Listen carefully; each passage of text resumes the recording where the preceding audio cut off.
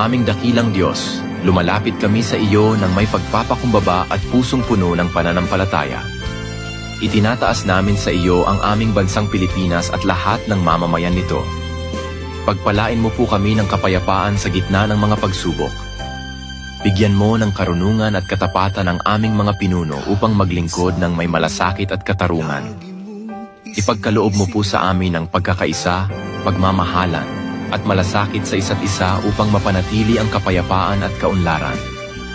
Panginoon, patatagin mo ang aming pananampalataya, lalo na sa panahon ng pagsubok. Palakasin mo ang aming loob upang hindi kami panghinaan ng pag-asa. Pagalingin mo po ang may sakit, aliwin ang nalulungkot, at bigyan ng pag-asa ang mga nawawalan ng direksyon sa buhay. Panginoon, basbasan mo ang aming bayan ng saganang biyaya. Pagkain sa bawat hapag, trabaho para sa nangangailangan, at proteksyon laban sa anumang kapahamakan. Sa iyo po namin ipinagkakatiwala ang aming bansa. Naway patuloy mong pagharian ang aming puso at buhay.